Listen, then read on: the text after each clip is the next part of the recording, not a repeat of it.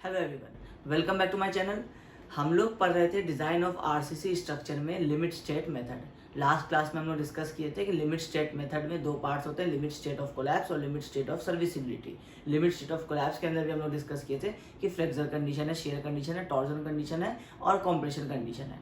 और सर्विसिबिलिटी के अंदर डिफ्लेक्शंस आते हैं, क्रैक्स आते हैं और उसके अलावा आपको डेवलपमेंट लेंथ, बॉन्ड स्ट्रेंथ, ये सारी चीज़ें आती है। तो अब हम लोग आज का जो हमारा टॉपिक होगा वो होगा analysis of singly reinforced section. मतलब इसमें हम लोग फ्लेक्सर कंडीशन से स्टार्ट करेंगे सबसे पहले और देखेंगे कि फ्लेक्सर कंडीशन में क्या क्या होता है। फिर उसके बाद हम लोग नेक्स्ट वाले यूनिट में जाएंगे जिसमें शेयर आएगा, फिर उसके नेक्स्ट यूनिट में टॉर्जन आएगा। इस तरह से आपके सिलेबस के अकॉर्डिंग आगे प्रोसीड करेंगे। अब यहाँ तक जो हम लोग अभी आज का टॉपिक स्टार्ट कर रहे हैं analysis of singly reinforced section, ये एसबीटी के यूनिट 3 से स्टार्ट होता है। तो यूनिट 2 में जो टॉपिक्स था जिसमें हम लोगों का इंट्रोडक्शन पार्ट था लिमिट स्टेट का और आपके आईएस कोड के स्पेसिफिकेशंस थे, तो उसको अभी हम लोग आधा ही कवर किए क्योंकि उसके बाद का जो नेक्स्ट का जो आधा टॉपिक जो आपको आईएस कोड का स्पेसिफिकेशन बताना है, ये पहले भी एक्सप्लेन कर चुके हैं कि वो जब सही टाइम जहाँ पे लगेगा वहाँ पे हम आपको एक्सप्लेन कर देंगे कि अब नेक्स्ट वाला लेक्चर जो है वो आपका आईएस कोड पार्ट 2 होगा, जो यूनिट 2 का ही आपका रिमेनिंग हाफ होगा। अभी आपको उसको पर्पस है एक नहीं बताने का, क्योंकि आपको पहले जब बहुत सारी चीज़ें समझा देंगे तो आपके लिए फिर वो वाला वीडियो जो है वो आसान हो जाएगा। आपकी सारी चीज़ों को आपको ना सिर्फ याद नहीं रखना पड़ेगा, आपको समझ में आ जाएंगी वो सारी चीज़ें। ठीक है, तो यूनिट 2 को हम लोग अभी हाफ कंप्लीट करके यूनिट 3 की तरफ बढ़ रहे हैं। फिर हम लोग बीच में जब 3 और 4 कर लेंगे फिर हम लोग आईएएस कोड का पार्ट 2 करेंगे तो यूनिट 2 आपका कंप्लीट हो जाएगा। ठीक है, अब आज हम लोग जो पढ़ेंगे वो होगा सिंगली रेनफोर्स्ड सेक्शन। अब सबसे पहले ये समझने की जरूरत है कि हम लोग जो स्टार्ट करने वाले हैं वो है लिमिट स्टेट ऑफ कोलैप्स के अंदर फ्लेक्सर कंडीशन।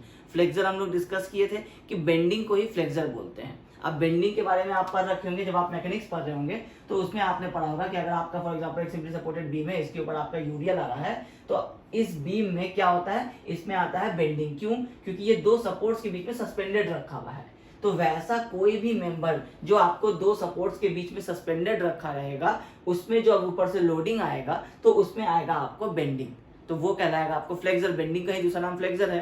तो ये आ गया आपको एक तो बीम्स में, दूसरा आएगा आपको स्लैब्स में, स्टेयरकेसेस में, क्योंकि स्टेयरकेस तो एक्चुअली एक स्लैब ही होता है एक टाइप का।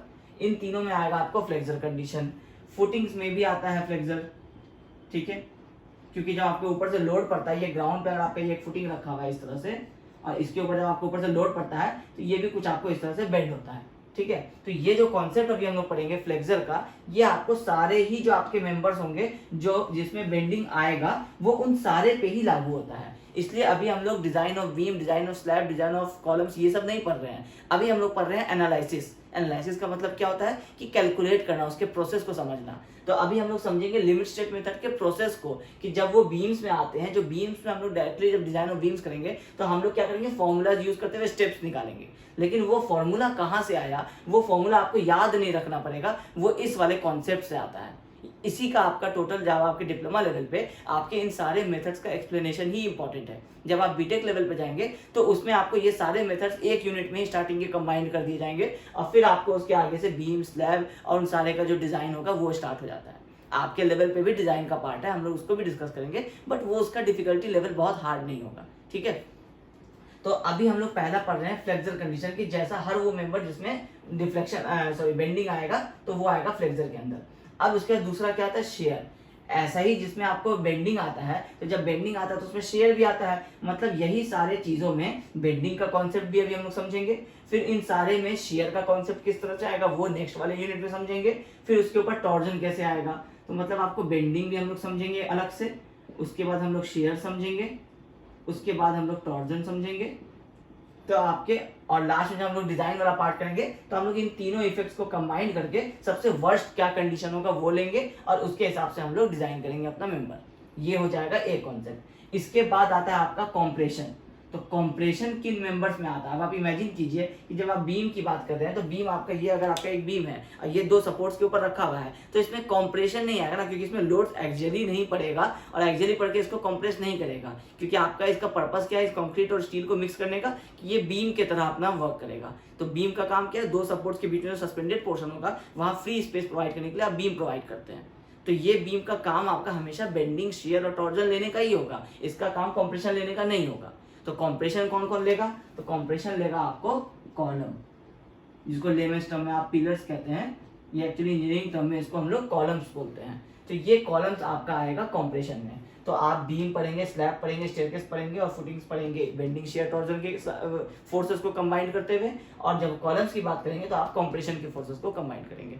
तो मतलब है कि हमेशा आपको याद रखना होगा ये चीजें कि जब भी कभी बात हो रही है बीम्स में, तो बीम्स किस तरह से फेल होगा या बीम्स में कैसे कैसे फोर्सेस आएंगे, तो ये सारे फोर्सेस आएंगे। जो भी लोड्स पड़ेगा, चाहे डेड लोड पड़े, लाइव लोड पड़े, जिस तरह का भी लोड पड़े, जो इफेक्ट देगा, जो स्ट्रेसेस आएंगे, वो इस तरह के स्ट्रेसेस आएंगे। और जब भी कॉलम्स की बात होगी तो उसमें आपको कंप्रेसिव फोर्स आएगा, क्योंकि कॉलम क्या होता है कि ये आपका एक कॉलम है और ये आपका यहाँ से फ्लोर चल रहा है, तो इसका भी लोडिंग यहाँ पॉइंट लोड बनेगा, इसका भी लोडिंग यहाँ पॉइंट लोड बनेगा, और जो ऊपर से जो टोटल फ्लोर अगर और फ्लोर है तो उसका भी अगर लोड आपको ट्रांसफर हो रहा है तो वो भी इस पॉइंट पे इसी तरह से ट्रांसफर होगा पॉइंट लोड पे, क्योंकि ये आपका कॉलम है, इसका ये एक आपका सेंट्रल एक्सिस होगा, वो उसी पे सारा लोड पड़ेगा। अब अगर उस पे लोड नहीं पड़ेगा तो थोड़ा एज में पड़ेगा, इस तरफ या इस तरफ, बट क्या पड़ेगा कि जो भी फोर्स पड़ेगा वो इस मेंबर को क्या करेगा, कंप्रेस करने की कोशिश करेगा। तो इस वाले में हमेशा जब भी आपको लोड अगर कंसेंट्रिक पड़ेगा, मतलब बिल्कुल सीजी पे इस तरह से पड़ेगा, तो आपको ये डायरेक्टली कंप्रेस करेगा, प्योर कंप्रेशन। लेकिन अगर आपको डायरेक्टली कंप्रेस नहीं करता है, थोड़ा आपको इस तरफ और इस तरफ होता है, तो इसमें आपको इसेंट्रिसिटी डेवलप होगा। तो इसेंट्रिसिटी डेवलप होगा तो एक आपको मोमेंट डेवलप होगा जो इसको आपको इस तरह से बेंड भी करेगा। ठीक है, तो ये जो सारा चीज होगा ये आपको कंप्रेशन के अंदर में आएगा, इसको हम लोग कंप्रेशन के अंदर में पढ़ेंगे। तो ये हमेशा ध्यान रखना है कि अगर कॉलम्स की बात हो रही है तो दो तरह से लोड आ सकता है, एक अगर सीजी पे उसके लोड पड़ रहा है तो प्योर कंप्रेशन फोर्स आएगा, और अगर सीजी पे नहीं पड़ रहा है तो इसका मतलब है कि वो लोड और सीजी में इसेंट्रिसिटी होगा, तो वो जो लोड पी पड़ रहा था, यही पी आपको इस ई के साथ मिलकर के P into E is equal to M बना देगा मोमेंट। ये लोड है, ये आपका डिस्टेंस है, हम लोग मैकेनिक्स में पढ़ते थे, लोड इंटू परपेंडिकुलर डिस्टेंस आपको क्या हो जाएगा, मोमेंट हो जाएगा। तो यही वो मोमेंट है, ये आपको इस कॉलम में ये कंप्रेशन तो होता ही रहेगा, मतलब इस कंप्रेशन के साथ साथ बेंडिंग आएगा। ऐसा नहीं आएगा कि अगर आपका लोड यहाँ पड़ रहा है तो इसकी वजह से बेंडिंग ही आ रहा है, लोड के वजह से तो कंप्रेशन आएगा ही। इसलिए हम लोग इसको इस बेंडिंग में नहीं पढ़ के इसको हम लोग इस कंप्रेशन में पढ़ेंगे। अब कंप्रेशन में या तो विदाउट बेंडिंग होगा या विद बेंडिंग होगा, वो इसका कॉन्सेप्ट होगा। अब जब भी हम लोग बीम, स्लैब, स्टेयरकेस, फुटिंग्स की बात करेंगे तो उसमें आपको बेंडिंग, शियर और टॉर्जन आएगा। फुटिंग्स के केस में टॉर्जन नहीं आता है, फुटिंग्स के केस में बेंडिंग और शियर हम लोग सिर्फ चेक करते हैं। बट बाकी आपको स्लैब्स में भी एक्चुअली टॉर्जन काउंट नहीं करते हैं, क्योंकि स्लैब्स में जो टॉर्जन होता है उसका कोई पॉइंट नहीं होता है, वो हम लोग आगे डिस्कस करेंगे। बट आपको बेसिकली ये जो तीन है आपको ये याद रखने हैं कि ये इन चारों में आते हैं, और ये जो आपका कंप्रेशन आ रहा है और इसेंट्रिसिटी की वजह से बेंडिंग आ रहा है, वो आपको कॉलम्स में आते हैं। तो हम लोग बीम, स्लैब्स, कॉलम्स बाद में डिजाइन करेंगे, पहले हम लोग ये सारे फोर्सेस को अच्छी तरह समझ लेते हैं कि एक एक करके। कि अभी हम लोग जैसे फ्लेक्सर डिस्कस करेंगे लिमिट स्टेट ऑफ कोलैप्स में, फ्लेक्सर मतलब बेंडिंग। अब उसमें हम लोग देखते हैं कि किस तरह से सारे फोर्सेस जो है वो कैलकुलेट की जाती है, वो फॉर्मूला जो है वो किस तरह से निकाला जाता है, उस फॉर्मूले को हम लोग बाद में इसमें यूज कर लेंगे। ठीक है, अब सिंगली रेनफोर्स सेक्शन क्या होता है पहले ये समझना पड़ेगा। तो हम लोग अभी तक क्या डिस्कस कर रहे थे कि जब भी हम लोग एक किसी भी अगर एक बीम की बात करते थे, अभी क्योंकि हम लोग देखिए अब हम लोग कंडीशन ले रहे हैं limit state of collapse, limit state of collapse, अब ब्रैकेट में हम लोग लिख रहे हैं फ्लेक्सर, मतलब अभी हम लोग फ्लेक्सर की बात कर रहे हैं। तो इसमें हम लोग बीम ले लें या स्लैब ले लें, अगर हम ये एक सेक्शन बना रहे हैं तो आप इसको बीम भी कह सकते हैं, स्लैब भी कह सकते हैं। हम लोग अभी बीम को ही कंसिडर कर चल रहे हैं, क्योंकि इसमें आपको इंपॉर्टेंट सिर्फ ये बी होने वाला है और इंपॉर्टेंट आपका ये डी होने वाला है।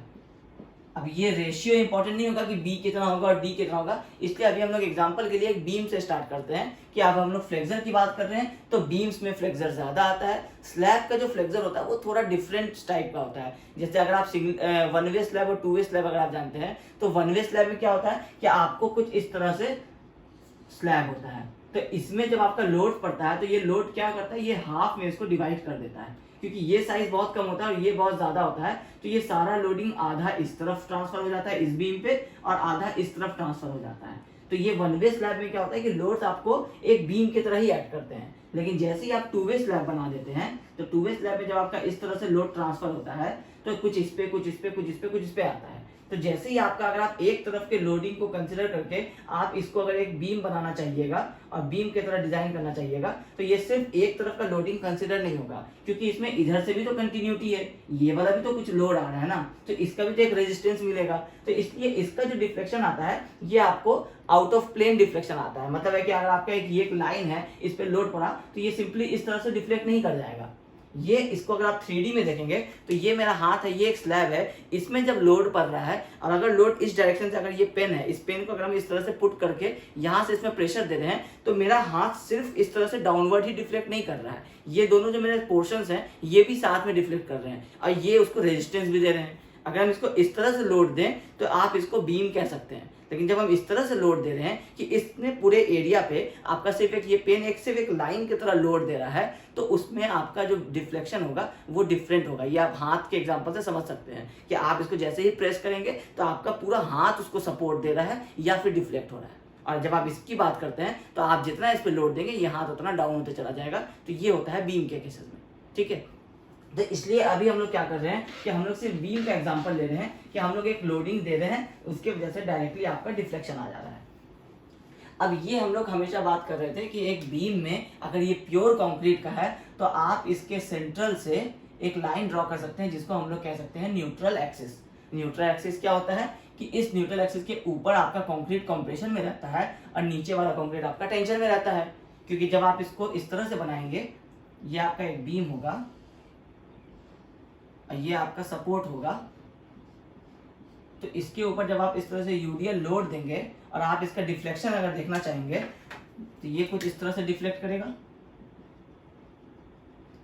क्योंकि सिंपली सपोर्टेड है तो इस लोड के कारण ये कुछ ऐसे डिफ्लेक्ट करेगा और ये वाला यूडीएल जो है ये कुछ आपको यहाँ ऐसा फील होगा। तो अब आप अगर किसी भी एक पार्ट में इस पॉइंट को या इस पॉइंट को देखेंगे तो ये क्या हो रहा है, ये सारी चीजें जो है ये कॉम्प्रेस हो रही हैं। तो इस वाले पॉइंट पे क्या आ रहा है, कॉम्प्रेशन, और इस वाले पॉइंट को अगर आप देखेंगे तो इसके जो मटेरियल है ये आपको एक्सपैंड हो रहे हैं। तो ये जब एक्सपैंड हो रहे हैं तो यहाँ पे आ रहा है आपको टेंशन। तो इसलिए हम लोग इसको एक, जब हम लोग क्रॉस सेक्शन की बात करते हैं तो बताते हैं कि न्यूट्रल एक्सिस वो लाइन है जहां पे आपको ये जो फोर्सेस है, ये सेंट्रल पॉइंट जो होगा, इस बीम का जो सेंट्रल पॉइंट होगा, इस पे ना आपको कॉम्प्रेसिव फोर्स रहेगा ना आपको टेंसाइल फोर्स रहेगा, ये आपको जीरो फोर्स का लाइन है, ठीक है। अब ये न्यूट्रल एक्सिस अगर हम लोगों का प्योर कॉन्क्रीट है तो हम लोग ये डिस्कस कर रहे थे कि ये आपका कैपिटल D/2 हो जाएगा और ये आपका कैपिटल D/2 हो जाएगा इक्वल। लेकिन अब हम लोग बात कर रहे हैं आरसीसी की। जब हम आरसीसी की बात कर रहे हैं तो हम यहाँ लगा रहे हैं रिइंफोर्समेंट। अब जब हम यहाँ पे रिइंफोर्समेंट लगा रहे हैं, और अभी ऊपर की बात नहीं करते, सिर्फ नीचे की बात करते हैं, तो यहाँ हम जब रिइंफोर्समेंट लगा रहे हैं तो इसका मतलब है कि हम यहाँ से कंक्रीट रिप्लेस करके दूसरा एक मटेरियल दे रहे हैं, स्टील। तो इसका मतलब है कि अब आपको ये एक बैलेंस C और T जो है ये दोनों आपका D/2 आपको एक कॉमन सेंस में आपको समझ में आ जाना चाहिए कि ये अब नहीं होगा। अब ये जो डिस्टेंसेस हैं ये कुछ अलग होंगे, कम हो सकते हैं, ज्यादा हो सकते हैं, वो एक अलग क्राइटेरिया है। हो सकता है ये आपको 40% ऑफ D हो जाएगा और ये आपको 60% ऑफ D हो जाएगा, या वाइस वर्सा भी हो सकता है कि ये 60% ये 40% हो सकता है। यही चीज हम लोगों को कैलकुलेट करना पड़ता है। क्यों? क्योंकि आपको अगर ये न्यूट्रल एक्सिस का पॉइंट नहीं मिलेगा तो ये न्यूट्रल एक्सिस कहाँ पे है एग्जैक्टली वो मिलेगा, तभी तो आपको पता चलेगा कि कॉम्प्रेसिव जोन आपका कितना है और टेंसाइल जोन आपका कितना है। प्योर कंक्रीट में तो 50-50% है, लेकिन एग्जैक्टली ये कितना परसेंटेज है ये एरिया, तो उसी के हिसाब से जब आपका स्ट्रेस होता है ये लोड पर अपॉन एरिया होता है। तो अगर आपको किसी चीज का अगर आपको स्ट्रेस निकालना है किसी चीज का तो आपको एरिया भी चाहिए होगा और लोड तो आपको पता रहता है। या फिर आपको अगर लोड निकालना है, इनकेस अगर आपको P निकालना है कि कितना वो मेंबर कैरी कर सकता है, तो आप क्या करेंगे, सिग्मा इंटू A करेंगे। तो एरिया आपको आएगा ये वाला और स्ट्रेस आपको मिल जाएगा जो आप कंक्रीट और जब स्टील की हम लोग अभी बात करेंगे तो उसमें हम लोग अभी डिस्कस कर चुके थे कि डिजाइन स्ट्रेंथ ऑफ कंक्रीट कितना होगा और डिजाइन स्ट्रेंथ ऑफ स्टील कितना होगा। जो हम लोग स्ट्रेस स्ट्रेन डायग्राम बनाए थे कि 0.446 FCK और 0.87 FY, वो चीजों को हम लोग यहाँ यूज करेंगे। एरिया हम लोगों को अगर मिल जाए कि कॉम्प्रेसिव जोन की कितनी है और टेंशन जोन का कितना है, तो हम लोगों को ये मिल जाएगा कि P कितना कैरी कर सकता है। क्योंकि अगर आप एक पर्टिकुलर एरिया कह देते हैं फॉर एग्जाम्पल 100 mm², तो 100 mm² स्ट्रेस तो कांस्टेंट होता है, क्योंकि अगर आप कंक्रीट यूज करेंगे तो आप 0.446 यूज करेंगे।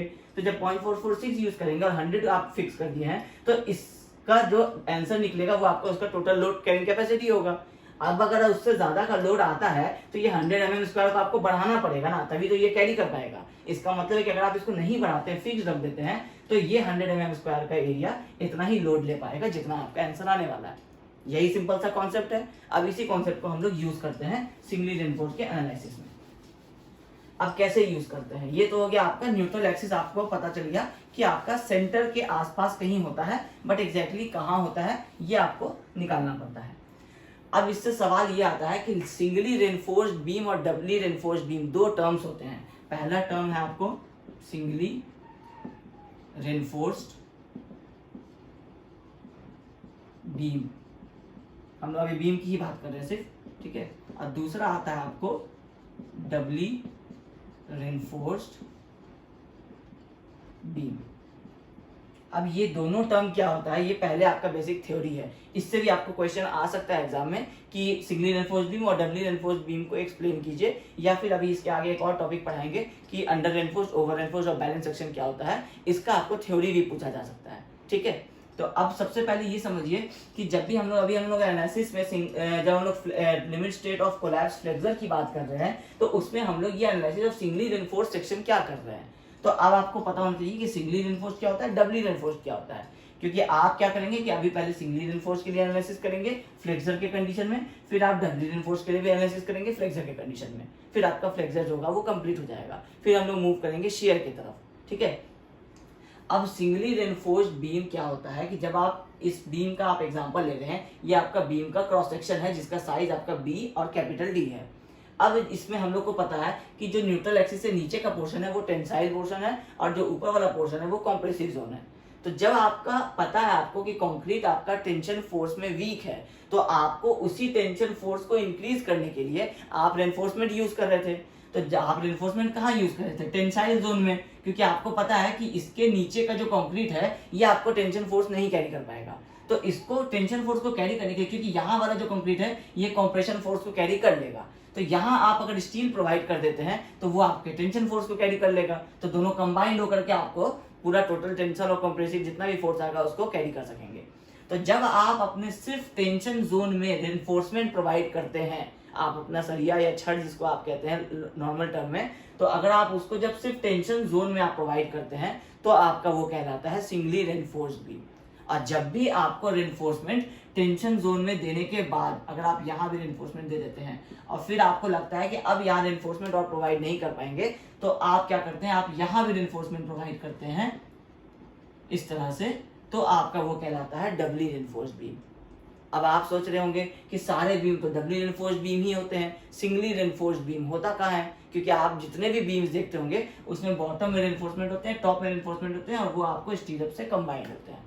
अब इसमें एक चीज समझने की जरूरत है कि सिंगली रेनफोर्स्ड बीम कहने का मतलब क्या होता है कि जब आपको एक पार्टिकुलर लोड के वजह से आपको रेनफोर्समेंट निकालना पड़े, जब आप डिजाइन ऑफ बीम करेंगे और उसमें आपको फॉर एग्जांपल 200 किलोन्यूटन का लोड आ रहा है, और उसके वजह से आप अगर एक साइज अपना फिक्स कर दिए कि 300 mm बाई 600 mm का आप एक बीम प्रोवाइड कर देंगे, ये आपकी मजबूरी हो गई।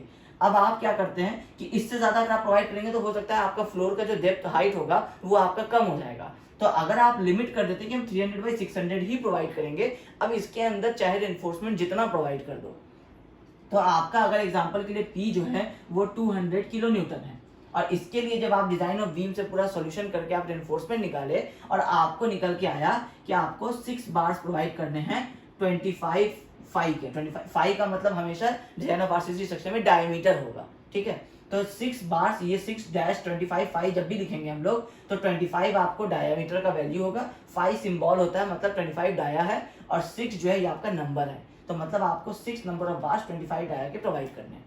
अब आप इस बार को अरेंजमेंट करने के लिए डिसाइड करते हैं, आप सबसे पहले निकाल लेते हैं कि आपका न्यूट्रल एक्सिस कहाँ पे है। अब न्यूट्रल एक्सिस निकल गया तो आपको पता चल गया कि आपका ये वाला डेप्थ जो है ये कितना है। अब हम लोग जो हम लोग अभी नहीं डिस्कस किए हैं, जो आईएस कोड का पार्ट 2 जिसमें हम लोग ये स्पेसिंग ऑफ बार्स और आपको क्लियर कवर के ये सारे जो आपको क्राइटेरियाज थे वो डिस्कस करना है, तो वो जब डिस्कस करेंगे उसके हिसाब से आप क्या करेंगे कि ये वाला गैप माइनस करेंगे कि आईएस कोड कहता है कि मिनिमम इतना प्रोवाइड करना चाहिए, फिर 2 रेनफोर्समेंट के बीच में मिनिमम इतना प्रोवाइड करना चाहिए। तो ये जब आप सारे रूल्स को लगाएंगे तो आपको पता चलेगा कि आप यहाँ पे मैक्सिमम 6 बार्स ही एडजस्ट कर सकते हैं। ठीक है, इससे ज्यादा आप इस टेंशन जोन में, इस न्यूट्रल एक्सिस के नीचे आप इससे ज्यादा एडजस्ट नहीं कर पाएंगे। तो आपका क्योंकि रिक्वायरमेंट आया है 25 mm डाया का 6 बार ही, और आप इस 6 बार को यहाँ प्रोवाइड कर देते हैं, तो आपका अब क्योंकि बीम क्या होता है, आपको बीम एक केज की तरह है, आपने हर जगह देखा होगा। तो जब ये 6 रेनफोर्समेंट प्रोवाइड हो गए, ये आए हैं 25 mm डाया के, बट क्योंकि हम लोगों को अब एक स्टीरअप्स लगाना है और उसको एक केजिंग की तरह बनाना है, तो इसके लिए हम लोग यहाँ क्या करते हैं कि सिर्फ 2 रेनफोर्समेंट यहाँ एज पे प्रोवाइड कर देते हैं। ये 2 रेनफोर्समेंट बहुत ही कम डाया का होता है, जिसको हम लोग बोलते हैं नॉमिनल डायमीटर। मतलब ये आपको 8 mm का हो सकता है, 6 mm का हो सकता है। 6 mm तो यूज नहीं होता है, जनरली हम लोग 8 mm का या 10 mm का मैक्सिमम, इससे ज्यादा का हम लोग इसको नहीं प्रोवाइड करते जब हम लोग सिंगली रेनफोर्स बनाना होता है तो। ठीक है, और अब हम लोग क्या करते हैं, इसमें इस तरह से आपने देखा होगा जो आपके स्टीरअप्स प्रोवाइड किए रहते हैं। ठीक है, तो आपका बन जाता है ये कंप्लीट बीम। अब लेकिन आप जब 300/600 फिक्स कर दिए और आपका लोड था 200 के बदले 400 किलो न्यूटन, और यहाँ पे आपको 6 के बदले 12 बार्स अगर रिक्वायर्ड हो रहे थे, और अब आपको रिक्वायरमेंट है 25 mm का 12 बार, मतलब आप रिइंफोर्समेंट कम करेंगे तो ये और बढ़ जाएगा, क्योंकि आपको इफेक्टिवली क्या हो रहा है कि एक 25 mm डाया का अगर आप एरिया निकालिएगा तो ये कितना होगा, π/4 × 25 स्क्वायर, और ये मल्टीप्लाइड बाय आपका यहाँ 12 हो रहा है। तो इसका मतलब ये जो टोटल आप सॉल्व करेंगे, फॉर एग्जांपल अगर आपका ये 1000 mm स्क्वायर आ रहा है, तो ये आपका टोटल एरिया ऑफ रेनफोर्समेंट है जो आपको निकल के आएगा। आगे आप पढ़ेंगे, इसको हम लोग टर्म कहेंगे AST और ASC। ये जो AST होता है ये एरिया ऑफ स्टील होता है, तो हमेशा आपको ये निकल करके आता है आंसर्स में कि एरिया ऑफ स्टील इतना रिक्वायर्ड होगा। अब एरिया ऑफ स्टील जब इतना रिक्वायर्ड है तो हम लोग ये निकालते हैं कि कौन सा mm डाया का बार हमारे पास अवेलेबल है। तो न्यूमेरिकल्स में तो हम लोग कोई सा भी ले लेंगे, बट जब साइट पे हम लोग जाते हैं तो हम लोगों को पता रहता है कि हम लोगों के पास सिर्फ 12 mm का रेनफोर्समेंट है और 16 mm का रेनफोर्समेंट है। तो हम लोग क्या करते हैं कि इसको 16 mm का जो एरिया होता है उससे डिवाइड करते हैं, तो ये नंबर ऑफ बार्स मिल जाता है हम लोग को। तो अब जब हम लोग नंबर ऑफ बार्स निकालते हैं तो बार आया है। अब अगर आप 25 का एरिया से नहीं करके इसको 20 के एरिया से डिवाइड करेंगे, तो जब 20 का एरिया कम होगा, तो जब कम होगा तो इसको कम से डिवाइड करेंगे तो नंबर ऑफ रेनफोर्समेंट बढ़ जाएगा। ठीक है, ये सब चीज आपका बेसिक मैथमेटिक्स है। अब आपको पता है कि 25 का आपको 12 एडजस्ट करना है, और दिक्कत आपको ये हो रहा है कि आप इस न्यूट्रल एक्सिस से नीचे आप सिर्फ 6 बार ही एडजस्ट कर पा रहे हैं, क्योंकि आपको लिमिटेशन दे दिया गया 300/600 का। तो आप क्या करेंगे कि अब आपको ये बढ़ाना भी नहीं है, और ये रेनफोर्समेंट इसलिए रिक्वायर्ड है क्योंकि लोड आपका बहुत ज्यादा आ रहा है। तो आप क्या करते हैं कि एक सॉल्यूशन आता है कि हम इस बॉटम न्यूट्रल एक्सिस से नीचे टेंसाइल जोन में नहीं, जो प्रोवाइड जितना होगा उतना कर देंगे। तो मतलब यहाँ पे 6 बार्स आप 25 का प्रोवाइड कर चुके हैं। आप क्या करते हैं कि बाकी के 6 बार्स आप यहां एडजस्ट कर देते हैं। तो अब इससे क्या हो गया कि इस टोटल बीम में कितना प्रोवाइड हो गया, 12 प्रोवाइड हो गया। मतलब ये बीम आपका 1000 mm स्क्वायर का स्टील प्रोवाइड हो गया। इसका मतलब है कि ये इस लोड पे ये वाला बीम सेफ रहेगा, नहीं गिरेगा। लेकिन आप रेनफोर्समेंट कॉम्प्रेसिव जोन में भी दिए और आप टेंसाइल जोन में भी दिए, तो ये कहलाता है आपका डबली रेनफोर्स्ड बीम। डबली रेनफोर्स मतलब बॉटम में भी रेनफोर्स, टॉप में भी रेनफोर्स। सिंगली रेनफोर्स मतलब सिर्फ सिंगली रेनफोर्स, मतलब सिर्फ टेंशन जोन में आपको रेनफोर्स रहेगा। अब क्योंकि स्टील हमेशा कभी ऐसा नहीं होगा कि अगर आपका एक ऑप्शन है कि आपको सिंगली रेनफोर्स बनाना है तो आप सारे रेनफोर्समेंट टॉप में प्रोवाइड कर देंगे, ऐसा नहीं होगा, बॉटम में छोड़ देंगे। क्यों नहीं होगा, क्योंकि आपको पता है कि कंक्रीट आपका कंप्रेशन में स्ट्रांग है, तो बॉटम का जो यहाँ आप कंक्रीट बना के छोड़ दिए हैं, तो ये तो टेंशन जोन है, जैसे लोड पड़ेगा तो ये टेंशन जोन में आएगा, तो इसमें क्रैक्स आएंगे, कंक्रीट आपका टेंशन ले नहीं पाएगा, तो ये पूरा का पूरा आपका फेल हो जाएगा। इसीलिए आप रेनफोर्समेंट हमेशा जब भी सबसे पहले पुट करेंगे तो आप बॉटम में पुट करेंगे, और फिर बॉटम में अगर क्लियर हो गया, नहीं अगर हुआ तो उसके ऊपर पुट करेंगे, देखेंगे न्यूट्रल एक्सिस का हाइट कितना है। ठीक है, तो ये होता है आपको सिंगली रेनफोर्स बीम और डबली रेनफोर्स बीम। तो हम लोग सबसे पहले बात करेंगे सिंगली रेनफोर्स बीम के बारे में, कि इसमें आपका टॉप में रेनफोर्समेंट जो है ये नॉमिनल प्रोवाइडेड है, इसलिए इस नॉमिनल को हम लोग क्या करते हैं, डिस्कशन में नहीं लेते जनरली। लेकिन ये नहीं समझना है कि ये बीम जो है आपका इसके टॉप में रेनफोर्समेंट ही नहीं रहेगा सिंगली रेनफोर्स में, ऐसा नहीं होगा। डबली के केस में तो क्योंकि आप पूरा रेनफोर्समेंट प्रोवाइड कर दिए, इसलिए अब आपको वो नॉमिनल प्रोवाइड करने का जरूरत नहीं पड़ता है। लेकिन सिंगली के केस में सिर्फ इस जाली को बनाने के लिए आपको एक 2 बार्स की जरूरत पड़ेगी, जिसमें आपको ये जाली जो है इस तरह से बांध दिया जाता है। ठीक है, अब ये हो गया सिंगली रेनफोर्स बीम। अब इसमें 3 कॉन्सेप्ट्स होते हैं। ये जो बीम्स होते हैं ये आपके या तो अंडर रेनफोर्स्ड हो सकते हैं, या तो ओवर रेनफोर्स्ड हो सकते हैं, या फिर आपके बैलेंस्ड हो सकते हैं। अब ये तीनों टर्म्स क्या हैं, पहला है आपका अंडर रेनफोर्स्ड, दूसरा है आपका बैलेंस्ड अंडर रेनफोर्स्ड सेक्शन, दूसरा है बैलेंस्ड सेक्शन, और तीसरा है आपका ओवर रेनफोर्स्ड सेक्शन।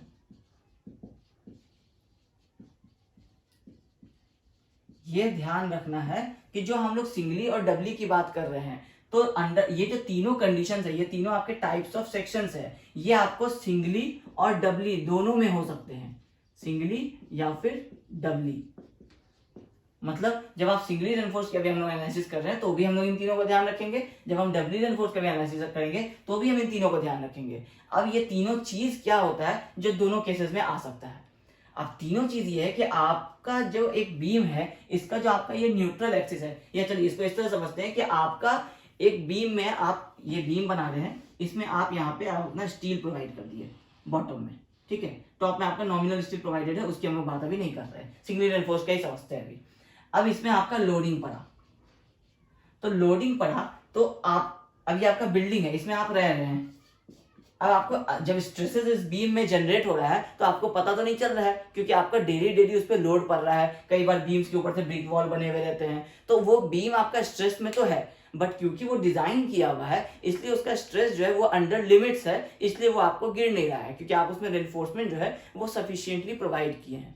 बट अगर ऐसा हो, क्योंकि आपको पता है कि वो जो बेंडिंग आना है, वो बेंडिंग आपको इस स्टील की वजह से नहीं आ रहा है, क्योंकि कंक्रीट जो है वो उसका टेंशन फोर्स लेने का बहुत ज्यादा कैपेसिटी है नहीं। जब बीम बेंड करेगा तो बॉटम से टेंशन जोन स्टार्ट होगा, सबसे पहले बीम का जो बॉटम होगा ये टेंशन जोन में इस तरह से आएगा, तो ये जो है ये आपका रेनफोर्समेंट जो है इसको रोक के रख रहा है। अब अगर ऐसा हो कि आपका रेनफोर्समेंट एज इट इज वहीं पे खड़ा रह जाए और आपका सारा का सारा कंक्रीट जो है वो ब्रेक करके गिर जाए, तो उस केस में क्या होगा कि आपको कोई साइंस नहीं मिलेगा, क्योंकि आपका जब रेनफोर्समेंट बिल्कुल स्टिफ रहेगा तो आपको कोई डिफ्लेक्शन नहीं आएगा, क्योंकि रेनफोर्समेंट ही इस बेंडिंग को रोक करके रखता है टेंशन जोन में जाने से। लेकिन आपका कंक्रीट जो है वो इतना वीक हो गया है, या फिर आप रेनफोर्समेंट इतना ज्यादा प्रोवाइड कर दिए हैं कि आपका कंक्रीट का जो टोटल रिक्वायरमेंट था वो बहुत कम हो गया है, तो इसका मतलब है कि आपका स्टील जो है वो हाईली मतलब आपको ओवर सेफ हो गया है, और आपका कंक्रीट जो है वो बिल्कुल आपका वीक हो गया है। तो जैसे ही उस पर लोड पड़ता रहेगा तो कुछ टाइम पे जब उसका लिमिट क्रॉस हो जाएगा, जो आपको विजिबल आई से नहीं पता चलेगा, तो उस समय आपका सडनली सारा कंक्रीट जो है वो ब्रेक कर जाएगा।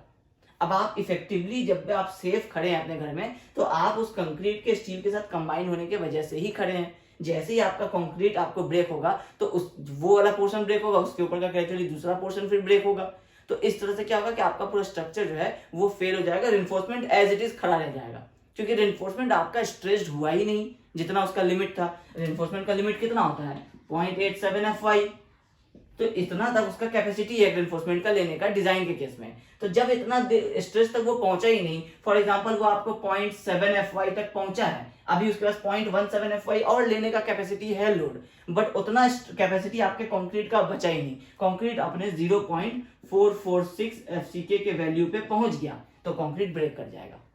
जब वैसा केस होता है तो ये ऐसा केस क्यों होता है? क्योंकि आप रेनफोर्समेंट इतना ज्यादा प्रोवाइड कर दिए हैं कि आपको कंक्रीट का जो अपना रिक्वायरमेंट होना था जितना एरिया का, उतना एरिया उसको मिला नहीं, वो तो सारा माइनस हो गया, उसकी जगह पे स्टील आ गया, तो वैसा पोर्शन कहलाएगा आपका ओवर रेनफोर्स सेक्शन। मतलब आप इसमें ओवरली रेनफोर्स दे दिए हैं, इससे आपका कंक्रीट का जो मिनिमम एरिया रिक्वायर्ड था वो नहीं हुआ। दोनों का बैलेंस रखते अगर आप कंक्रीट भी जितना रिक्वायर्ड है उतना देते और स्टील भी जितना रिक्वायर्ड है उतना ही देते, उससे बहुत ज्यादा नहीं प्रोवाइड करते, तो आपको क्या होता है कि दोनों एक साथ स्ट्रेस होता। तो एक साथ स्ट्रेस होता तो इसका मतलब है कि ये वाला अगर आपका एक बीम है जिसको आप देख रहे हैं, तो बाद में जब ये डिफ्लेक्ट करेगा तो इस तरह से तो आप इसको देख पाएंगे, क्योंकि ये जो डिफ्लेक्शन एक साथ हुआ इसका मतलब है कंक्रीट भी सेटल हुआ और स्टील भी सेटल हुआ। ये स्ट्रेट वाला स्टील आपको यहाँ पे इस तरह से बेंड हो गया है और ये स्ट्रेट वाला कंक्रीट भी आपको इस तरह से यहाँ पे बेंड हो गया है। इसका मतलब है कि ये हो गया आपका बैलेंस सेक्शन। इसमें आपका रेनफोर्समेंट का स्ट्रेस और कंक्रीट का स्ट्रेस दोनों एक साथ रीच करता है अपने अल्टीमेट लेवल पे। मतलब 0.87 FY जब स्टील पे स्ट्रेस आता है, उसी टाइम पे आपको कंक्रीट में भी 0.446 FCK स्ट्रेस हो जाता है, तो दोनों एक साथ डिफ्लेक्ट करते हैं, तो वो होता है आपका बैलेंस सेक्शन। और जब आपका कंक्रीट का अल्टीमेट स्ट्रेंथ जो है वो रीच हो जाए, कंक्रीट हाईली स्ट्रेस्ड हो जाए, बट आपका स्टील जो है ये हाईली स्ट्रेस्ड हो ही नहीं, ये एज इट इज ही रह जाए, तो वो आपका कहलाता है ओवर रेनफोर्स सेक्शन।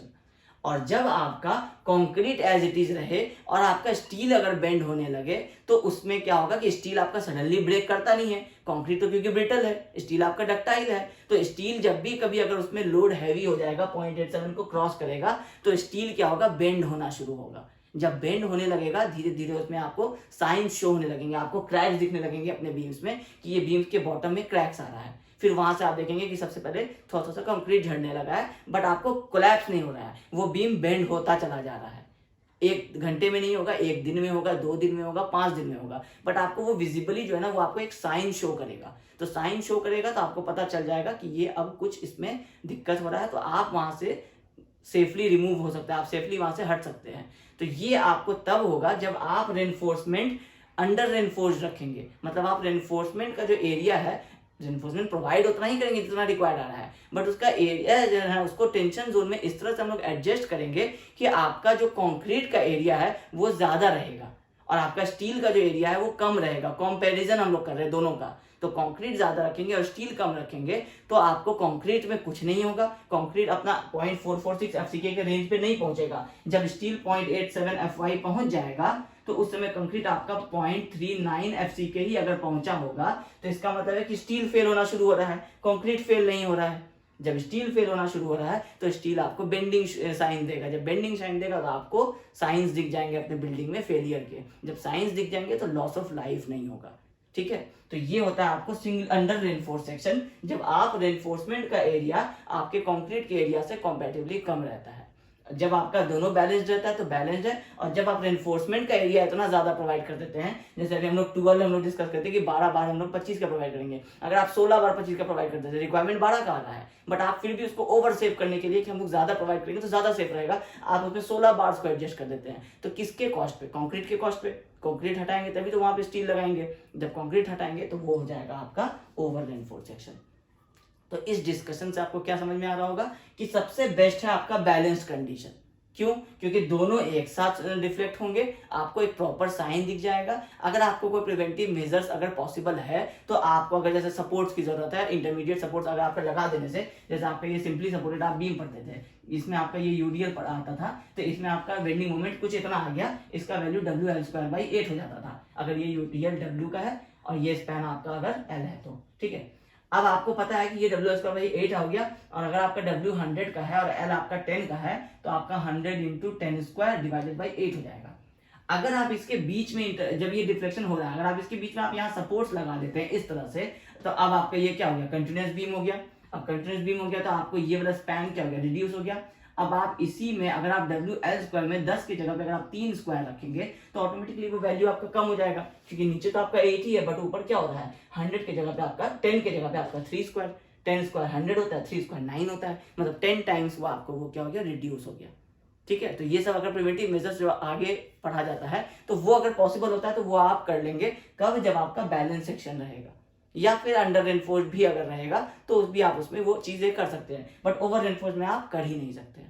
ठीक है, तो सबसे बेस्ट कंडीशन है बैलेंस कंडीशन। तो हम लोग बैलेंस कंडीशन के लिए डिजाइन करते हैं, जैसे कोई भी हम लोग जब डिजाइन करेंगे अभी तो आप देखेंगे कि हम लोग बैलेंस कंडीशन के लिए ही सारे फोर्सेस ले रहे हैं, लेकिन बैलेंस कंडीशन के लिए लेने में और वो बैलेंस एक्चुअल में होने में फर्क हो जाता है, उसके साइजेस के हिसाब से, बहुत सारे अभी कंडीशन पढ़ेंगे उसके हिसाब से।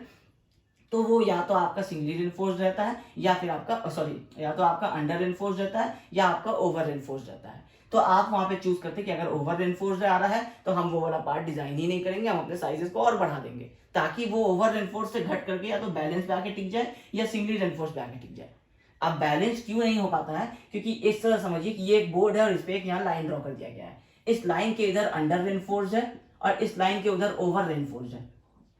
अब ये सिर्फ एक लाइन है जो आपका बैलेंस है, तो अब आपको इस पूरे बोर्ड पे ये कहा जाए कि एक डॉट पे की और ये आपको सिर्फ इस लाइन पे ही आके हिट करे, वो बहुत कम चांसेस होता है। तो या तो वो इधर हिट करेगा या वो इधर हिट करेगा, तो इसलिए आपका इसका रेंज बहुत बड़ा है, इसका भी रेंज बहुत बड़ा है, बट सिर्फ इस बैलेंस का जो रेंज है ये सिर्फ एक लाइन के जितना पतला सा है। ये एक एग्जाम्पल के लिए है, तो इसलिए आपका हर बार बैलेंस सेक्शन ही डिजाइन होगा ये जरूरी नहीं है। तो इसलिए आपका अंडर रेनफोर्स या ओवर रेनफोर्स डिजाइन हो सकता है। तो आप सिंगली में आप क्या ट्राई करेंगे कि हमेशा आप कोशिश करेंगे बैलेंस नहीं तो अंडर रेनफोर्स, इस लाइन के इधर ही आपको रहना है, इधर नहीं जाना है।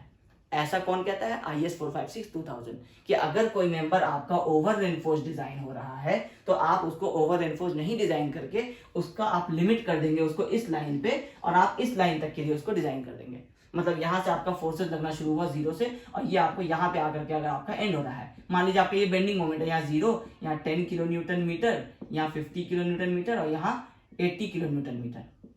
तो IS कोड कहता है कि अगर वो 80 किलो न्यूटन मीटर तक आ रहा है तो आप उसको क्या कीजिए, 50 किलो, यहाँ अगर आपका 60 आ रहा है तो आप उसको 60 तक के लिए डिजाइन कीजिए, इस 20 के लिए आप इसको डिजाइन नहीं कीजिए।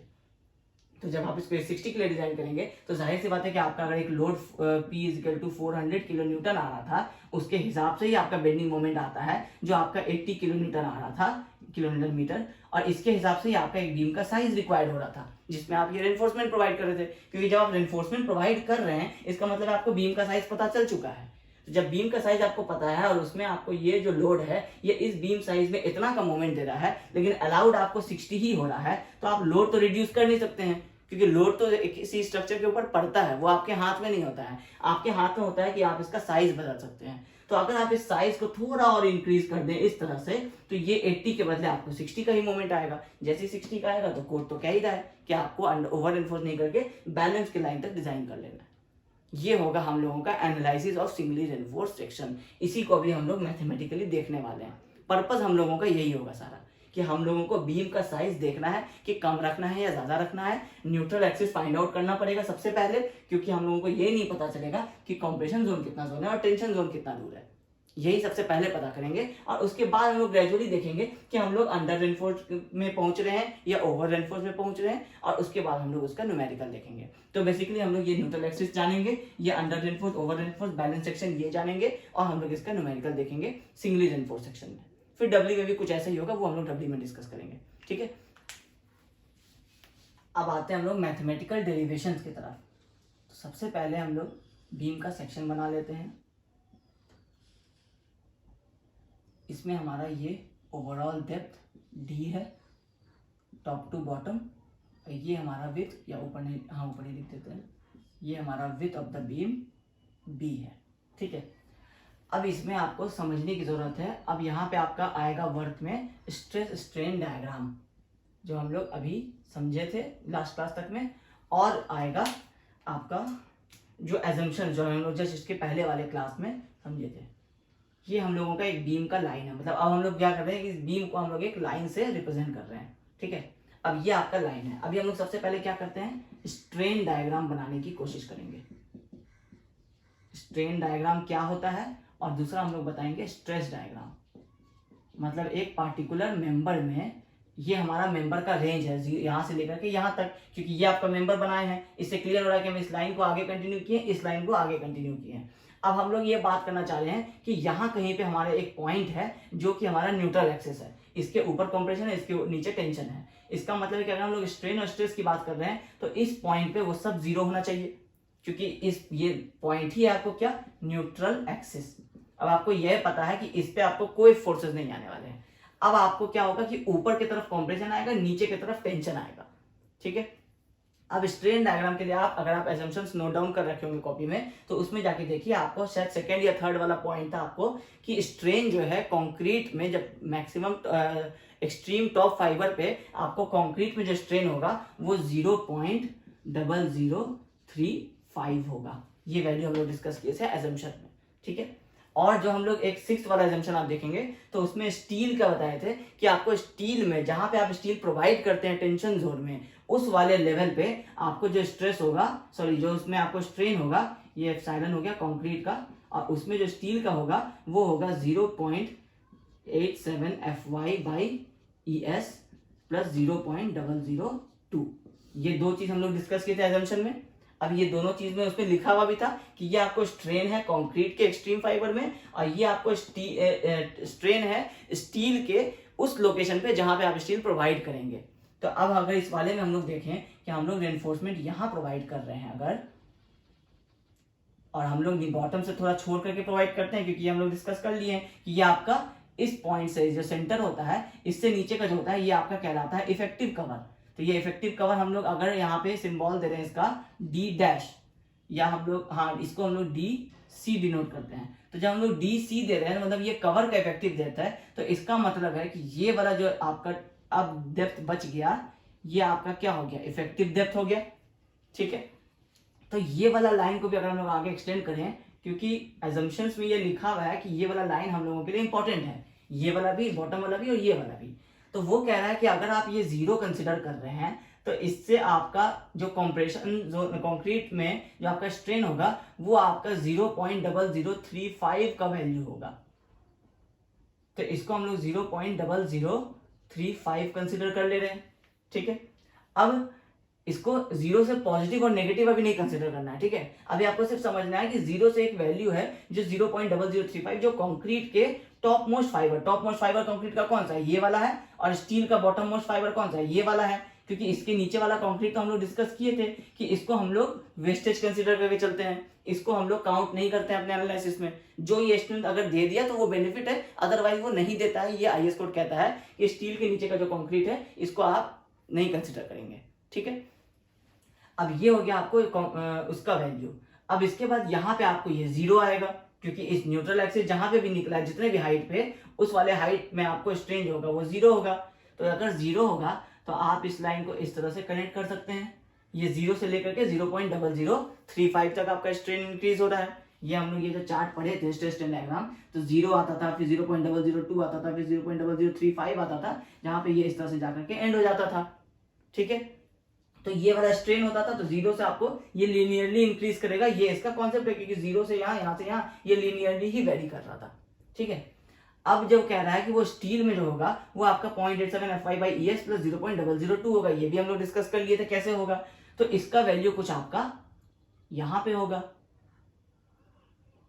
जब यहाँ पे हम लोग स्टील प्रोवाइड कर रहे हैं तो ये स्टील वाले लाइन से ही, क्योंकि ये आपको 0.0035 है, यहाँ से आपका वापस 0 आ गया है। तो अब अगर हम लोग इसको यहाँ से इस वाले लाइन को ऐसे कनेक्ट करें तो आप कह सकते हैं कि ये आपका टेंशन जोन का है, ये आपका कॉम्प्रेशन जोन का है।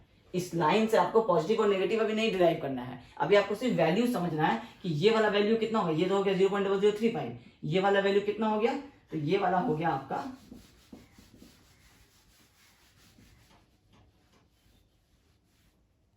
ये है स्ट्रेन डायग्राम।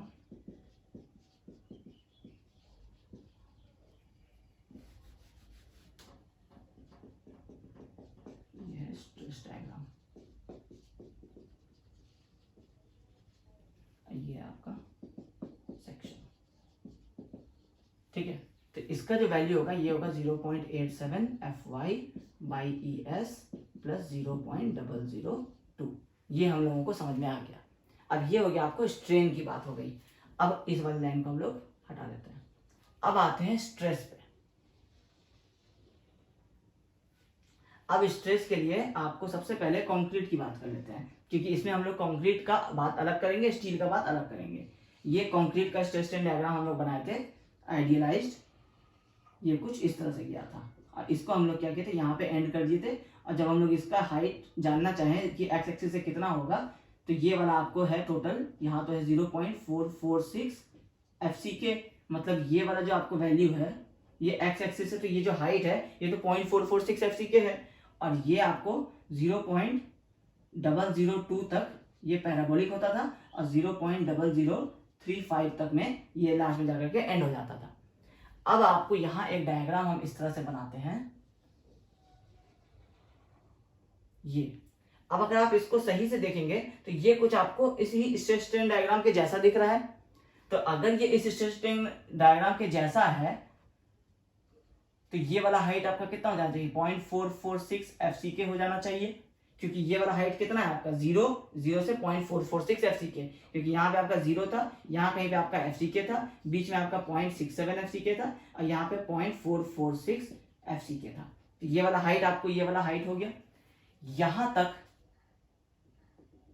ये क्या कर रहा है, ये एक रेक्टेंगुलर ब्लॉक बना रहा है, जैसे इसमें रेक्टेंगुलर ब्लॉक बन रहा था। इसका मतलब है कि यहाँ पे जो वैल्यू होगा ये आपको स्ट्रेन का वैल्यू 0.002 होगा। तो जब आप इसको वापस इस तरह से लाएंगे तो यहाँ पे ये वाला लाइन जो है ये 0.002 हो जाना चाहिए। अब आप इस फिगर को देखेंगे तो आपको ऑब्वियस भी लगेगा कि जब ये 0 से 0.0035 यहाँ है, हो सकता है 3 यहाँ आएगा, 29 यहाँ आएगा, 25 यहाँ आएगा, 2 यहाँ आएगा।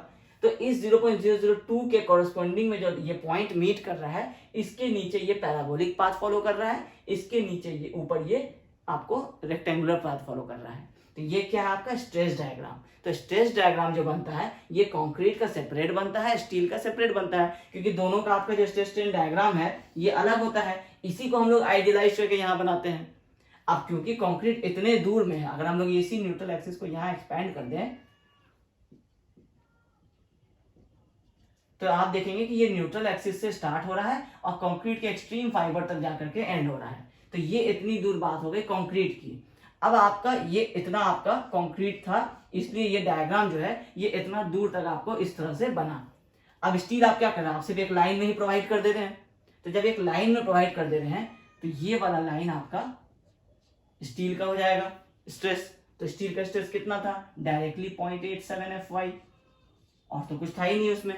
इसमें तो कंडीशन था कि 0.002 तक आपका पैराबोलिक है, उसके बाद आपका स्ट्रेट हो जाएगा। अब इस स्ट्रेट होने का लिमिट जो है वो आपका 0.0035 तक था, ये हम लोग डिस्कस किए थे। तो ये हम लोग यहाँ डिस्कस कर दिए। और ये जो आपका स्टील है ये आपका, क्योंकि स्टील आप यहाँ प्रोवाइड कर रहे हैं इस ब्लैक लाइन पे, तो इस पे इसका स्ट्रेस का वैल्यू आ जाएगा। तो कंक्रीट का 0.446 FC के स्ट्रेस होता है, ये कंक्रीट का हो गया। स्टील का 0.87 स्ट्रेस होता है, ये 0.87 FY हो गया।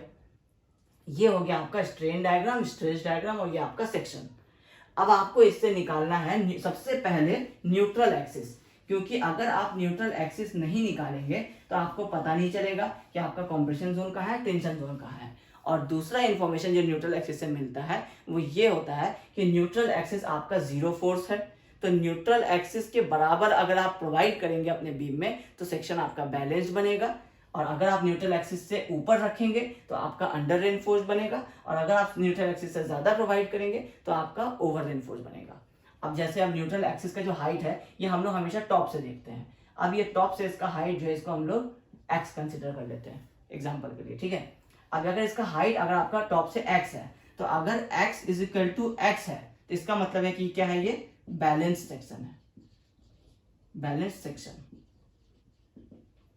या फिर इसको हम लोग लिख दें कि हम लोग ये इसको XU लिमिट लिख देते हैं। मतलब इससे ज्यादा तो न्यूट्रल एक्सिस, जैसे ये जो निकल गया मतलब ये आपका फाइनल लाइन हो गया। तो अगर ये x is equal to XU limit है, हम लोग ये समझ लें, तो इसका मतलब है कि दोनों तो बराबर ही है। यहाँ पे इसको आप x भी निकाल रहे हैं और इसी को आप XU लिमिट भी नाम दे रहे हैं।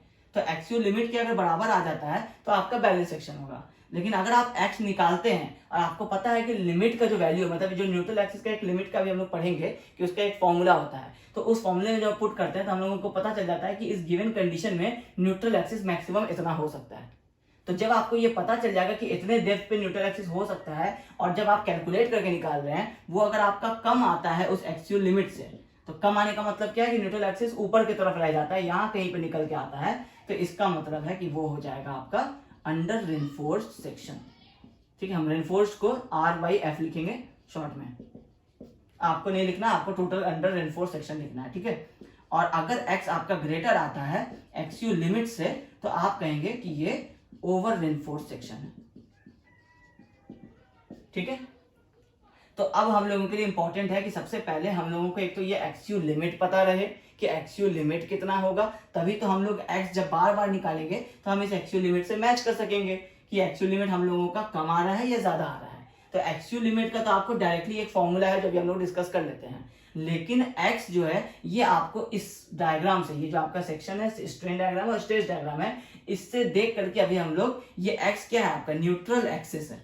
अब आपका ये न्यूट्रल एक्सिस किस तरह से हर कंडीशन के लिए बार बार निकलेगा, उसके लिए आपको एक फॉर्मूला दिया जाता है जो अभी हम लोग डिस्कस करेंगे। बट पहले हम लोग समझ लेते हैं कि XU लिमिट का क्या फॉर्मूला आपको दिया हुआ है, किस तरह से हम लोग XU लिमिट निकालते हैं।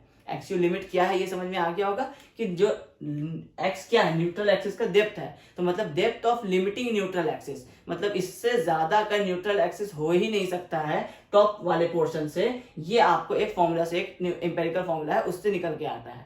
लेकिन आपको अलग अलग स्टील के कंडीशन के हिसाब से, जैसे अगर आप Fe250 यूज करते हैं, Fe415 यूज करते हैं, Fe500 यूज कर सकते हैं, तो उसके हिसाब से आपको ये लिमिट का वैल्यू मिल जाता है कि इस स्टील को प्रोवाइड कीजिएगा तो इतना ही आपको XU लिमिट होगा मैक्सिमम। अब आपका टोटल ये कंडीशन बना हुआ है, इसमें 4 रेनफोर्समेंट दिए गए, उसके हिसाब से आप निकाल रहे हैं तो आपका वो अलग अलग निकलेगा, जो कि हम आपको अभी समझाए थे कि आपका एक ये लाइन है, ये XU लिमिट का लाइन है। इसी के न्यूट्रल एक्सिस या तो इधर रहेगा या ये इधर रहेगा, ठीक है। तो यही है, ये लाइन है और इसके या तो ये लेस है या तो ये ग्रेटर है और ये आपको इक्वल है, ठीक है। तो अब हम लोग डिस्कस करते हैं कि limiting depth of neutral axis क्या होता है। अब हम लोग हेडिंग दे देते हैं limiting depth of neutral axis. Actually आपको इसी से अपने नोट्स भी बनाने हैं, तो इसलिए हम कोशिश करते हैं कि इसको थोड़ा सा अरेंज वे में इसको बना सकें, क्योंकि इसका नोट्स एक बार बोर्ड पे बताना फिर उसको वापस नोट्स में लिख करके देना ये बहुत मुश्किल है। और अगर बुक्स का आपको पीडीएफ दे देंगे तो वो उसमें बहुत लेंदी एक्सप्लेन किया हुआ है, जो कि आपके लिए सफिशिएंट मतलब बहुत ज़्यादा हो जाएगा।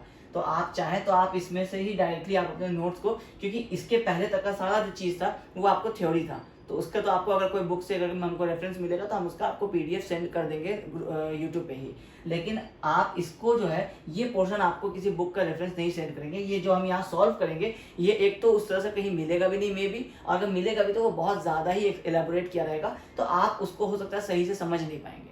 फिर भी अगर आप किसी बुक का रेफरेंस लेना चाहेंगे तो एन सुब्रमण्यन, जिसको हम रेफर करते हैं कि ये आपको डिजाइन ऑफ आरसीसी स्ट्रक्चर के लिए सबसे अच्छी बुक है मेरे हिसाब से। जरूरी नहीं है कि ये बेस्ट हो, बट एन सुब्रमण्यम ऑक्सफोर्ड का है, तो ऑक्सफोर्ड पब्लिकेशन का, तो ये सबसे बेस्ट हमको फील होता है। बुक थोड़ी महंगी है, 600-700 रुपए के आसपास की बुक है, तो आप अगर उसका नहीं लेना चाहते हैं, अगर आपको नहीं बाय करना चाहते हैं, तो आपको उसका ऑनलाइन उसका पीडीएफ भी मिल जाता है, तो आप उसमें से भी उसको पढ़ सकते हैं, बट वो बहुत लेंदी हो जाएगा मेरे हिसाब से। तो इसलिए अगर जो हम लोग बोर्ड पे डिस्कस करेंगे, अगर आप सिर्फ डिप्लोमा लेवल की तैयारी कर रहे हैं, तो आप जो हम लोग बोर्ड पे जो डिस्कस करेंगे आप सिर्फ उसको भी अगर नोट डाउन करके आप अपना एक कॉपी बना लेंगे तो वो आपके लिए सफिशिएंट होगा।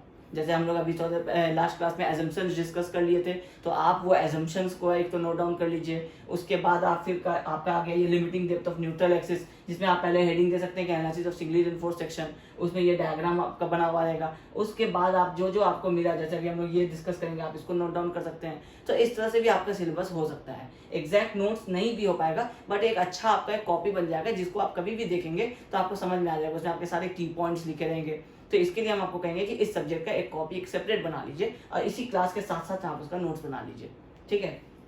अब limiting depth of neutral axis कैसे निकालते हैं, इस पर शुरू करते हैं।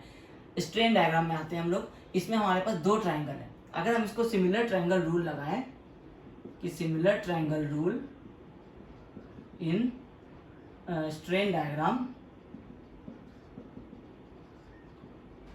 तो इसमें ये देखिए क्या होगा। ये आपका टोटल आपका जो अल्टीट्यूड है ये 0.0035 है। ये वाला हाइट आपका एक्चुअल लिमिट है जो अभी हम लोग डिस्कस कर रहे थे। अब जब आप देखेंगे कि ये ओवरऑल आपका ये इफेक्टिव डेप्थ जो है ये आपका स्मॉल डी था, इसमें आपका ये वाला लेंथ एक्चुअल लिमिट है, तो ये वाला लेंथ आपको डी माइनस एक्चुअल लिमिट होगा।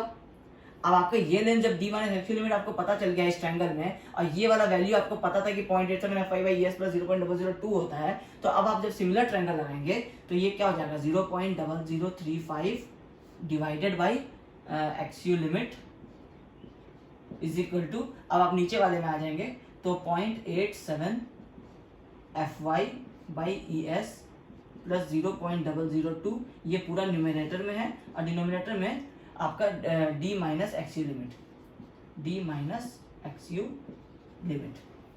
अब एक्सयू लिमिट इसको हम लोग बोलते हैं एक्सयू लिमिट। सारे के हम लोग वो भी समझेंगे, सिंबल्स भी हम लोग समझते रहेंगे। अब इस पूरे में आपको ES आपको पता है क्या होता है, modulus of elasticity of steel. ये कितना होता है 2 × 10⁵ न्यूटन पर mm²। अब आप ES यहाँ पुट कर सकते हैं। FY तो आपको पता है कि आप या तो 250 ले रहे हैं या 415 ले रहे हैं, आप उसके हिसाब से आप अलग अलग वैल्यूज निकाल सकते हैं। और आपको नहीं पता है, और डी भी आपको पता रहेगा कि आप कौन सा बीम ये सेक्शन ले रहे हैं, ठीक है। ये आपके कंडीशंस होंगे, आपको एक्सयू लिमिट ही निकालना है। तो जब आप एक्सयू लिमिट को एक तरफ ले जाना चाहेंगे तो ये आपको पूरा टर्म एक तरफ आ जाएगा, तो ये हो जाएगा D minus एक्सयू limit by एक्सयू limit, ये इधर हो जाएगा, और इसको हम लोग रिवर्स कर दे रहे हैं तो ये हो जाएगा 0.87 FY प्लस 0.002, ये डिवाइडेड बाई ES और होल डिवाइडेड बाई, ये आपको आ जाएगा, ये वाला वैल्यू इधर आ जाएगा तो 0.0035। आई होप आपको ये नजर आ रहा होगा। ये आपका स्टेप नंबर 1 हो गया, ये आपका स्टेप नंबर 2 हो गया। अब आपको क्या करना है कि ये एक्सयू लिमिट है, ये आपका डी माइनस एक्सयू लिमिट है, मतलब अभी भी ये डी के साथ माइनस में है, तो आपको इसके डी के साथ अगर आप इसको फ्री करेंगे तभी आप इस एक्सयू लिमिट का एक सेपरेट वैल्यू निकाल पाएंगे। तो आपको इस वाले को सॉल्व करना होगा, और इस वाले में क्या है कि ES का वैल्यू आपको पता है कि मॉडुलस ऑफ इलास्टिसिटी 2 × 10⁵ है, और FY आप वैल्यू जो अलग अलग होगा वो आप पुट करेंगे, तो ये वाला पोर्शन तो आपको सॉल्व हो जाएगा।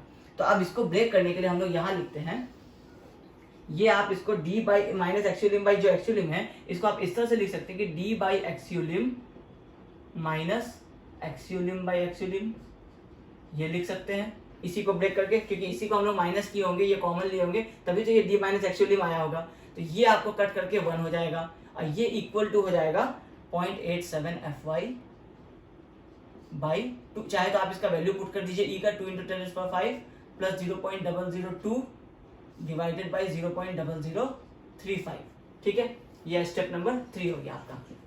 अब आपका इधर क्या बच गया, D by x u limit is equal to 0.87 Fy divided by 2 × 10⁵ plus 0.002 divided by 0.0035, और ये -1 जो था ये इधर आकर के +1 हो गया इस पूरे के साथ, इस पूरे ब्रैकेट के साथ, ये आपको +1 हो गया।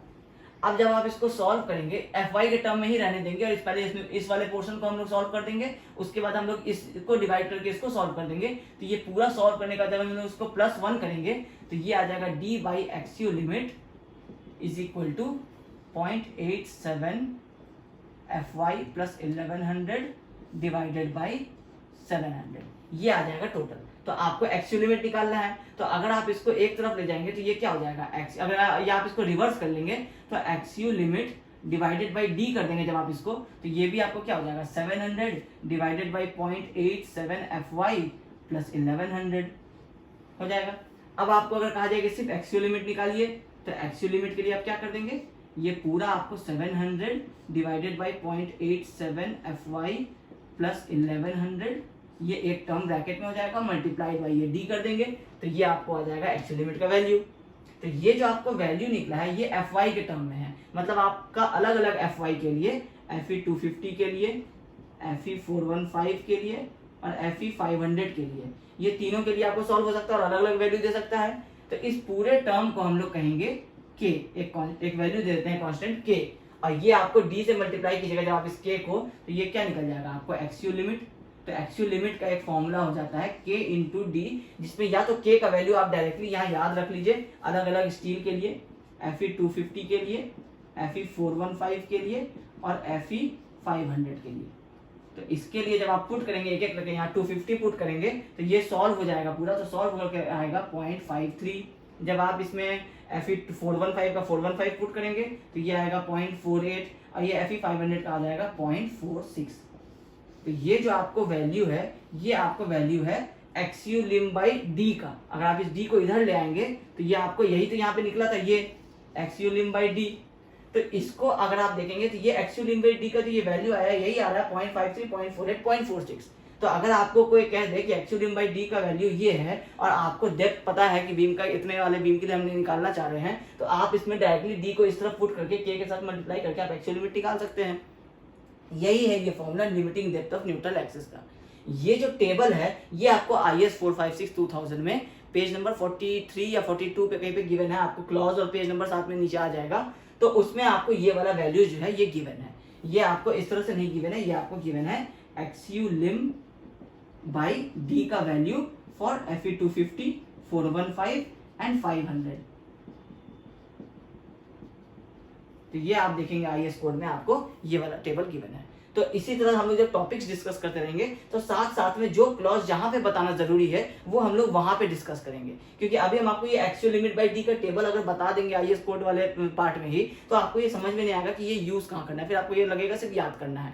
तो इसलिए यहाँ पे इसका यूज है। इस वाले फॉर्मूला को या तो याद रख लीजिए, तो आपको ये टेबल IS कोड का पेज नंबर भी याद नहीं रखना पड़ेगा, ये फॉर्मूला डायरेक्टली याद होगा, आप इसमें Fy पुट करेंगे अलग अलग, आपका ये डी से मल्टीप्लाई करेंगे तो आपका एक्सियो लिमिट का वैल्यू आ जाएगा। ये डायरेक्टली आपको ऑब्जेक्टिव में 1 मार्क्स का क्वेश्चन बनना तय है इससे, क्योंकि कोई भी एग्जामिनर ये क्वेश्चन पूछना चाहेगा कि अगर आपका इफेक्टिव डेप्थ आपको हम अगर प्रोवाइड कर देते हैं कि वो 520 है और आपको Fe 415 स्टील है, ये हम आपको बता देते हैं, तो आपका उसका limiting depth of neutral axis कितना होगा ये बताइए। तो उसको पता है कि आपको एक्सियो लिम निकालना है और आप K इंटू डी करना चाहेंगे, डी वो आपको क्वेश्चन में दे दिया है और आपको Fe 415 दे दिया है, ताकि आपको ये K का वैल्यू या तो आपको याद हो या आपको ये फॉर्मूला याद हो तो आप इसमें पुट करके निकालें, उससे मल्टीप्लाई करें तो आपको एक्सियो लिमिट का वैल्यू निकल जाएगा। ये 1 मार्क्स का क्वेश्चन होता है, ये कॉम्पिटिटिव एग्जाम्स में भी आता है आपको SSC वगैरह में, और ये आपके सेमेस्टर एग्जाम में भी आने का चांसेस रहता है। अब इसके लिए अगर आपका IS कोड अलाउड होगा अगर एग्जाम में, तो आपको सिर्फ वो क्रॉस नंबर याद रखना है, पेज नंबर याद रखना है, आपको वहाँ पहुंचना है, आपको ये वैल्यू मिल जाएगा, आपको डायरेक्टली मल्टीप्लाई कर देना है। या नहीं तो इसमें थोड़ा चेंज क्या किया जा सकता है कि वो आपको इफेक्टिव डेप्थ स्मॉल डी नहीं दे करके आपको ओवरऑल डेप्थ दे दे, और इसके साथ आपको कह दे कि ये आपका इफेक्टिव कवर होता है DC। तो या तो आपको इफेक्टिव कवर बता दे कि 30 mm है, तो आप क्या करेंगे कि 600 का अगर आपको बीम दे दिया है और इफेक्टिव कवर आपको अगर 30 mm दे दिया है, तो आप कह देंगे कि स्मॉल डी जो है ये 570 mm है। या नहीं तो ये कर सकता है कि ये जो आपका नॉमिनल कवर होता है जो रेनफोर्समेंट के बॉटम तक का होता है, ये बोल देगा कि आपका 25 mm है और ये बार आपका 12 mm का है। तो जब बार 12 mm का है तो DC निकालने के लिए आपको बार के हाफ तक का लेना पड़ता है, तो 25 plus half of the dia, तो हाफ ऑफ द डाया कितना हो जाएगा 6 हो जाएगा, तो 25 प्लस 6 कितना होगा 31 हो जाएगा। तो 600 में से आप 31 माइनस कर देंगे तो आपको यहाँ पे 569 आ जाएगा, उसमें आप K का वैल्यू मल्टीप्लाई कर देंगे। ये limiting depth of neutral axis है। अब इस वाले क्लास को हम लोग यहीं पे स्टॉप करते हैं। नेक्स्ट वाले क्लास में हम लोग क्या करेंगे कि इसी, अब ये limiting depth of neutral axis पता चल गया, अब हम लोग सिंगली रेनफोर्स जो हम लोग आज करना था जो कि लेंदी हो रहा था, आज छोड़ देते हैं। नेक्स्ट वाले क्लास में हम लोग इसी सिंगली रेनफोर्स का कि हम लोग किस तरह से डेप्थ ऑफ न्यूट्रल एक्सिस निकालेंगे। लिमिटिंग डेप्थ पता चल गया कि ग्रेड ऑफ स्टील के हिसाब से लिमिटिंग डेप्थ हम लोगों को इतना आएगा, लेकिन हम लोग अगर एनालिसिस करेंगे किसी सेक्शन का तो उसमें कितना आ रहा है वो इस लाइन के इस पार होगा या उस पार होगा, मतलब एक्चुअल लिमिट से वो कम होगा तो अंडर रेनफोर्स्ड होगा, ज्यादा होगा तो ओवर रेनफोर्स्ड होगा। ये चीजें हम लोग नेक्स्ट वाले क्लास में देखेंगे और फिर उसके नेक्स्ट वाले क्लास में हम लोग न्यूमेरिकल सॉल्व करेंगे। तो आई होप आपको आज की इस क्लास में ये सारी चीजें जो डिस्कस की हैं ये समझ में आ गया होगा। तो अगर ये वीडियो पसंद आया तो इस वीडियो को जरूर लाइक कीजिएगा। Thank you.